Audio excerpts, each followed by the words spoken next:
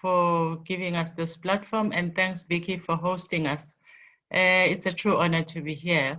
I thought what I would love to share is my journey and the lessons that I've learned through my life journey. And I'll take you back to the late 50s where I was born, where I was born into a very brutal system, the apartheid system, which actually told everyone that looks like me that they were less than human. They would amount to nothing except being a servant to the master. So that was one side of where and how I was born, or the world that I was born into. On the other side, I was presented with a beautiful family that was so loving. So I had these two opposing reinforcement, if you like, the negative one and the positive one. So the first lesson I learned as a child is that it's important to have a positive attitude, because if you have a positive attitude, you use both the positive reinforcement, because it tells you you can be everything that you choose to be if you give it your best shot, and the negative reinforcement, which forces you to prove to yourself that you are better than that. So that was my first induction into life. And as a child, I had other experiences which has informed what I do now, amongst other things. I met a doctor when my dad wasn't well. It was at the age of 4, a Black successful doctor. It was the first time I met a doctor that was Black. He actually healed my dad. And that day, my mind was made up. I will be a medical doctor because I want to heal people, but I also want to be successful, because that was my drive. That is when I started to have dreams. Move on to my teenage years when I entered medical school. And I happened to go to a graduation ceremony. And amongst the people that were graduating, there was a middle-aged man who was graduating with a doctorate, a PhD in education. I listened to his journey.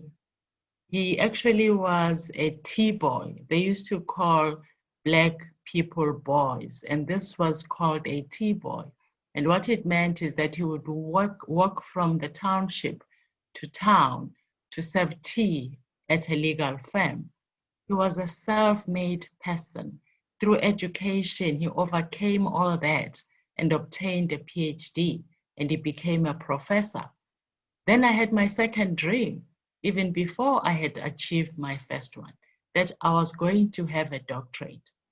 And the beauty of this is that the first lesson is that you can dream to be anything. The second one is education is everything. It will liberate you from poverty. It will liberate you from a working class to whatever class you wish to find yourself. But the other thing was that at medical school, because my education, Bantu education, had not prepared me as well as if I had a normal education, there's something that President said about colonization, the different types of colonization.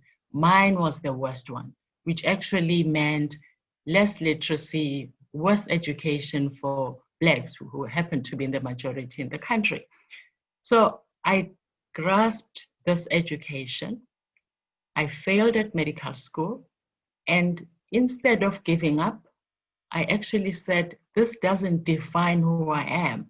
I will beat the system, I will give it my best shot, and indeed I will become a medical doctor.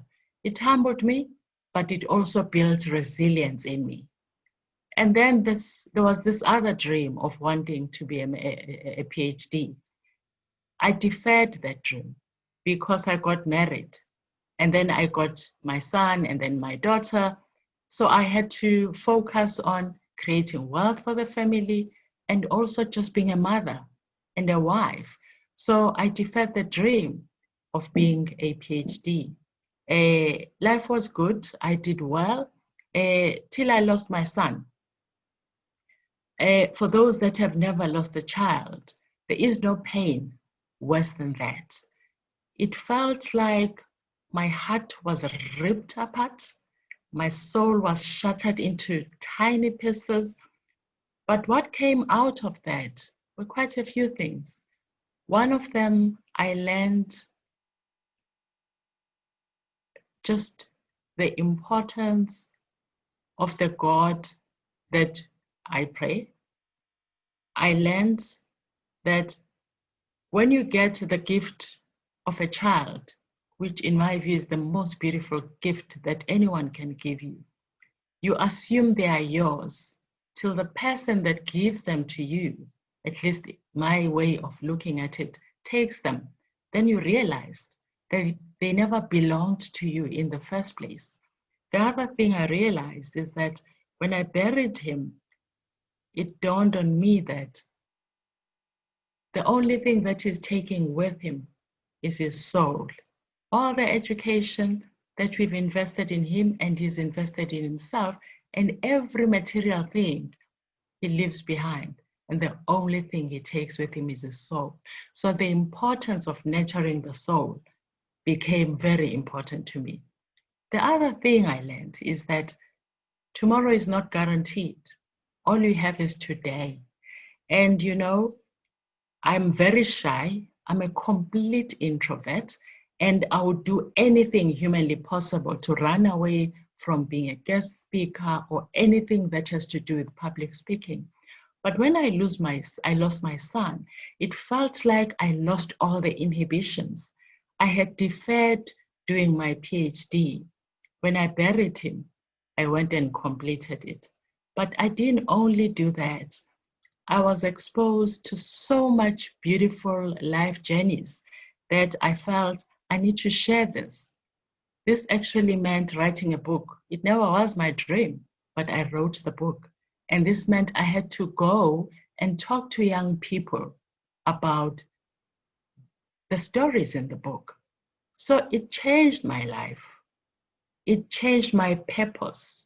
My purpose became telling stories that will inspire, telling stories that will make someone who looks like me, who was told that they are nothing, that you know what, you can be somebody and you can overcome any challenge in life. So I thought I would just share that. And the beauty is that no matter how deep the pain, if your time is not up, you have to continue to live. And the best way to live is to be very in touch with your maker, with your soul, with your spirituality and your truth. Thank you.